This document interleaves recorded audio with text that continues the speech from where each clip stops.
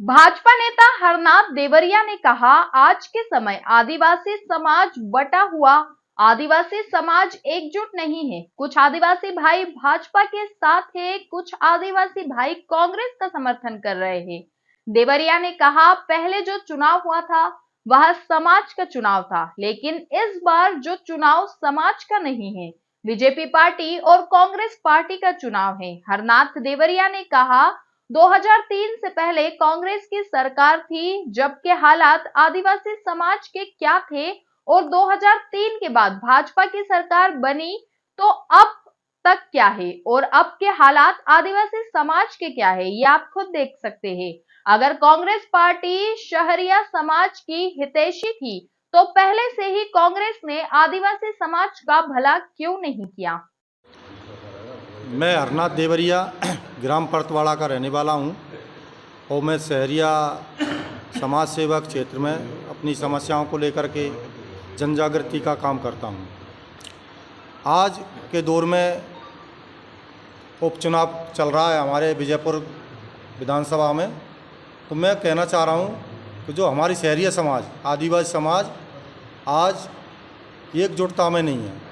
मतलब कांग्रेस और BJP party अलग अलग चुनाव लड़ रही है, उसमें कोई बीजेपी में है, कोई कांग्रेस में है। वो पहले वाली बात नहीं है। तो पिछले साल जो चुनाव हुआ था तो वो समाज वाला चुनाव था, इस बार समाज वाला चुनाव नहीं है। आज बीजेपी और कांग्रेस भारतीय आदिवासी पार्टी का चुनाव है।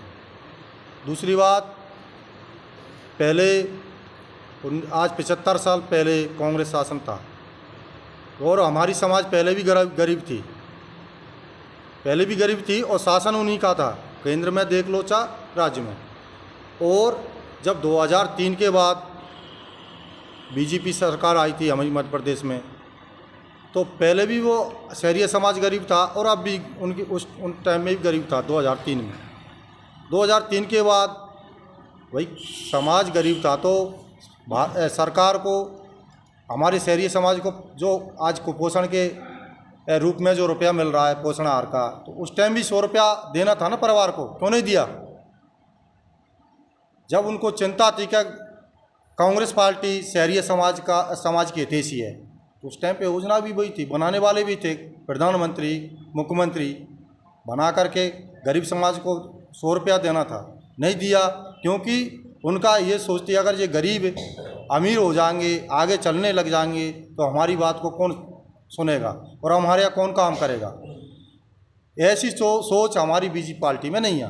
ना हमारे जो बड़े बड़े नेता हैं, मुख्यमंत्री शिवराज सिंह चौहान, पूर्व मुख्यमंत्री, आज में हमारे मुख्यमंत्री डॉक्टर मोहन यादव है, नरेंद्र मोदी है, उनकी ये सोच है कि जो सबसे पिछड़ा समाज कौन है, शहरिया समाज है, उनको आगे लाने के रूप में उन्हें योजना बनाई है, तमाम वर्ग की योजना बनाई है और उन योजनाओं का हमको लाभ मिल रहा है। जैसे कि लाडली बहना योजना सभी वर्ग को मिला है।